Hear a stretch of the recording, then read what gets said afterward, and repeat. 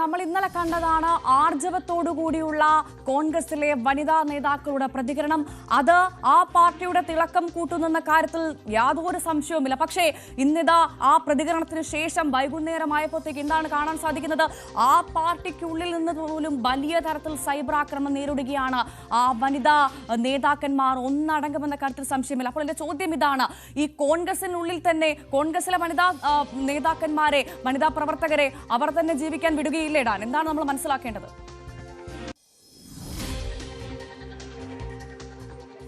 ഈ ഒരു വിഷയത്തിൽ നേതൃത്വം വലിയ ജാഗ്രതയോടെയാണ് ഇങ്ങനെ നടക്കുന്ന വ്യാപകമായ സൈബർ ആക്രമണത്തെ നോക്കിക്കാണുന്നത്.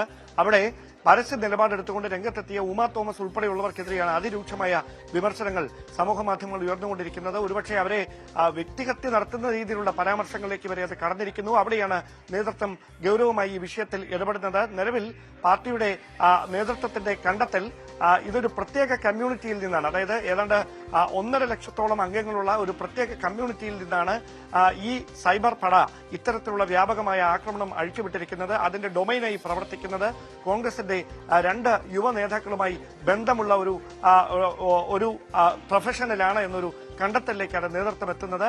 അതുമായി ബന്ധപ്പെട്ട വ്യക്തമായ വിവരങ്ങൾ പാർട്ടി കൃത്യമായി തന്നെ ശേഖരിക്കുന്നുമുണ്ട്. അതിനുശേഷം ഇതിന്റെ അതായത് ഈ ഒരു സൈബർ ആക്രമണങ്ങൾക്ക് നേതൃത്വം നൽകുന്ന കോൺഗ്രസിലെ തന്നെ യുവ നേതാക്കൾക്കെതിരെ കടുത്ത നിലപാടിലേക്ക് മുതിർന്ന നേതാക്കൾ കടന്നേക്കുമെന്നാണ് സൂചന. അതായത് രമേശ് ചെന്നിത്തലയും പ്രതിപക്ഷ നേതാവ് വി ഡി സതീശനെയും കെ.സി. വേണുഗോപാലിനെയും ലക്ഷ്യം വെച്ചുകൊണ്ട് ബോധപൂർവമായി ഈ സൈബർ പട ഇങ്ങനെ ആക്രമണം നടത്തുന്നതിന് പിന്നിൽ മറ്റു ചില തുടരുക. ഞാൻ തിരിച്ചെത്താം. ഇപ്പോൾ കോൺഗ്രസ് നേതാവ് ദീപ അനിൽ നമുക്കൊപ്പം ചേരുന്നു. ശ്രീമതി ദീപ, എന്നെ കേൾക്കാമെന്ന് കരുതുന്നു.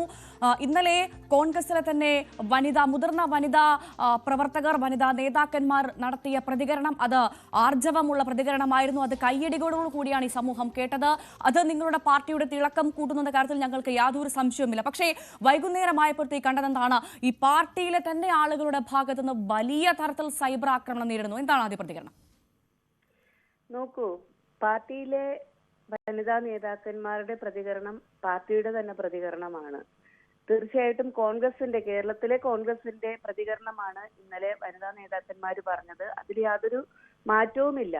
അത് വനിതാ നേതാക്കന്മാർ മാത്രമല്ല, പുരുഷ നേതാക്കന്മാരും അത് തന്നെയാണ് പറഞ്ഞത്. വ്യക്തിപരമായിട്ട് ചെയ്ത കാര്യങ്ങളെ ഞങ്ങൾ ഒരിക്കലും ന്യായീകരിക്കുന്നില്ല. തീർച്ചയായിട്ടും സ്ത്രീകളോട് അപമര്യാദയെ പെരുമാറുന്നതോ അല്ലെങ്കിൽ സ്ത്രീകള് പീഡിപ്പിക്കപ്പെടുന്നതോ ഒന്നും ന്യായീകരിക്കുന്ന ഒരു പാർട്ടിയല്ല കോൺഗ്രസ് പാർട്ടി എന്ന് പറയുന്നത്. അതുകൊണ്ട് തന്നെയാണ് ഇങ്ങനെ ഒരു ആരോപണം ഉയർന്നു വന്ന് മണിക്കൂറുകൾക്കകം തന്നെ അദ്ദേഹത്തിനെതിരായിട്ടുള്ള സംഘടനാപരമായിട്ടുള്ള നടപടി പാർട്ടി സ്വീകരിച്ചതും പിന്നീട് അതിന്റെ ഗുരുതരാവസ്ഥയെക്കുറിച്ച് എന്താണ് ഇതിന്റെ സത്യാവസ്ഥ എന്നൊക്കെ അന്വേഷിക്കുന്നതിന് വേണ്ടി ഇമ്മീഡിയറ്റ് ആയിട്ട് തന്നെ ഒരു കമ്മിറ്റിയെ നിയോഗിക്കുകയും ഒക്കെ ചെയ്തതും സീരിയസ് ആയിട്ടുള്ള ചർച്ചകൾ ഇനി എന്ത് നടപടിയാണ് എടുക്കേണ്ടത് എന്നതിനെ കുറിച്ച് മുതിർന്ന നേതാക്കൾ ചേർന്ന് തീരുമാനം അങ്ങനെ ഒരു ആ ഒരു തീരുമാനത്തിന് വേണ്ടി പോയതുമൊക്കെ.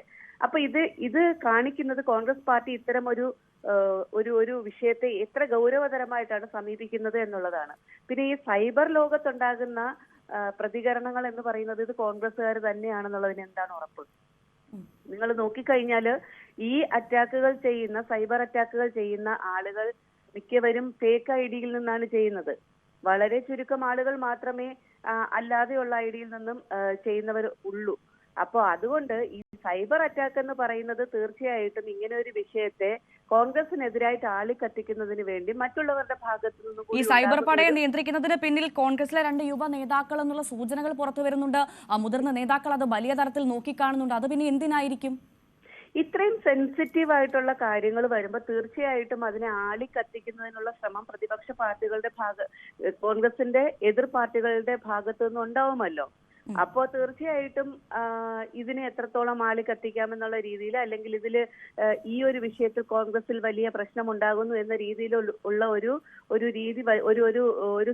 സന്ദേശം കൊടുക്കുന്നതിന് വേണ്ടിയിട്ട് അവരുടെ ഭാഗത്ത് നിന്നുള്ളതാണ്. ഈ സൈബർ ലോകം എന്ന് പറയുന്നത് നമുക്ക് ഒരിക്കലും വിശ്വസിക്കാൻ കഴിയാത്ത ഒരു ലോകമാണ്. ആ സൈബർ ലോകത്തെ പ്രതികരണങ്ങൾ എടുത്തുകൊണ്ട് കോൺഗ്രസിലെ നേതാക്കന്മാർക്കെതിരെ ഒരു പ്രതികരണം ഉണ്ടാകുന്നു എന്നുള്ളതല്ല. നമ്മൾ നോക്കുന്നത് കോൺഗ്രസ് പാർട്ടിയുടെ ഔദ്യോഗികമായിട്ടുള്ള നിലപാടുകൾ എന്താണ് തെറ്റാണ് എന്നുള്ളതാണ്. കോൺഗ്രസ് പാർട്ടിയുടെ നിലപാട് തന്നെയാണ് വനിതാ നേതാക്കന്മാർ പറഞ്ഞത്. അപ്പോൾ ശ്രീമതി ദീപ, താങ്കൾ പറയുന്നത് കോൺഗ്രസിന്റെ സൈബർ ഇടങ്ങളിൽ നിന്ന് ഒരു തരത്തിൽ പോലും ഒരു വെല്ലുവിളിയോ ഭീഷണിയോ അല്ലെങ്കിൽ ഇത്തരത്തിൽ സൈബർ ആക്രമണമോ കോൺഗ്രസിലെ വനിതാ പ്രവർത്തകർ നേരിടുന്നില്ല, അതൊക്കെ പുറത്തുനിന്നാണ് എന്നാണ് അല്ലെ? കോൺഗ്രസിന്റെ ഭാഗത്ത് നിന്ന്, കോൺഗ്രസിന്റെ സൈബർ ഭാഗത്ത് നിന്ന് അങ്ങനെ വലിയ രീതിയിലുണ്ടെന്ന് എനിക്ക് തോന്നുന്നില്ല. പിന്നെ ഉണ്ടാവാം, എല്ലാ സ്ഥലങ്ങളിലും ഇതുപോലെയുള്ള ആളുകൾ ഉണ്ടാവാം, തീർത്തും ഇല്ല എന്ന് ഞാൻ പറയുന്നില്ല. പക്ഷേ എങ്കിലും ഇതിന്റെ അകത്ത് ഭൂരിഭാഗവും, വലിയ ഒരു ശതമാനവും സൈബർ ബുള്ളിങ് നടത്തുന്നത് തീർച്ചയായിട്ടും എതിർ പാർട്ടിക്കാരാണ്, ഫേക്ക് ഐഡിയിൽ നിന്നാണ്. അതുകൊണ്ട് കോൺഗ്രസിന്റെ നിലപാട് എന്നും സ്ത്രീപക്ഷ നിലപാടാണ്. അതുകൊണ്ട് തന്നെയാണ് ഇങ്ങനെ ഇമ്മീഡിയറ്റ് ആയിട്ടുള്ള ഒരു ശിക്ഷാ നടപടി ശ്രീ രാഹുൽ മാങ്കൂട്ടത്തിനെതിരെ സ്വീകരിച്ചത് എന്ന് തന്നെയാണ് എന്റെ അഭിപ്രായം. ശരി, വളരെ നന്ദി ശ്രീമതി ദീപ അനിൽ ഞങ്ങളോട് പ്രതികരിച്ചതിന്. വീണ്ടും ഡാൻ കുര്യനിലേക്ക് തന്നെ പോവുകയാണ്. ഡാൻ, ഇത് കോൺഗ്രസിനകത്തുള്ള ആളുകൾ തന്നെയാണ് ഇത് ചെയ്യുന്നത് എന്ന് വിശ്വസിക്കുന്നില്ല എന്നാണ് ദീപ അനിൽ പറയുന്നത്. പക്ഷെ അപ്പോൾ പോലും പൂർണ്ണമായി ഒരു ഉറപ്പ് പറയാൻ അവർക്ക് പോലും സാധിക്കുന്നില്ല എന്നുള്ളൊരു വസ്തുത ഉണ്ട് എന്നുള്ള കാര്യത്തിൽ സംശയമില്ല. ഇവിടെ വനിതാ നേതാക്കൾക്ക് മാത്രമല്ല, മാധ്യമ പ്രവർത്തകരെ അടക്കം, പ്രത്യേകിച്ച് ഡാൻ തന്നെ പുറത്തുവിട്ട ഒരു വാർത്തയായിരുന്നു അവന്തികയുമായി ബന്ധപ്പെട്ട വിഷയം. അതിൽ ഇപ്പോൾ ഇന്നലെ മുതൽ വലിയ സൈബർ ആക്രമണങ്ങളാണ് ഡാൻ അടക്കം നേരിടുന്നത് അല്ലെ?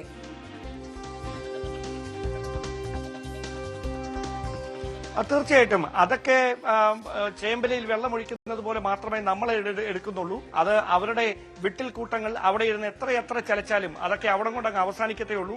ഇനിയും ചില വിവരങ്ങൾ കൂടി പുറത്തു വരും. അപ്പോഴായിരിക്കും കേരളം ഞെട്ടാൻ പോകുന്നത്. ഇങ്ങനെയൊക്കെ ചെയ്യാൻ ഒരു രാഷ്ട്രീയ നേതാവിന് കഴിയുമോ എന്നത്.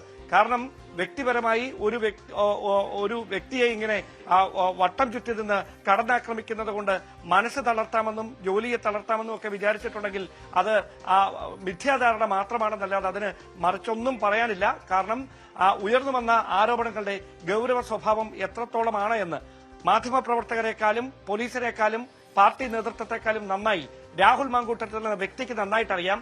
ആ ബോധ്യം ഉള്ളിലുള്ള ഒരാൾ ഇങ്ങനെയൊക്കെയാണ് പ്രതികരിക്കുന്നതെങ്കിൽ നമ്മളും ഇതുവരെ കൊടുക്കാതിരുന്ന വാർത്തകൾ ഇനിയും കൊടുക്കാൻ നിർബന്ധിതരാകുന്ന തരത്തിലേക്ക് കാര്യങ്ങൾ എത്തും.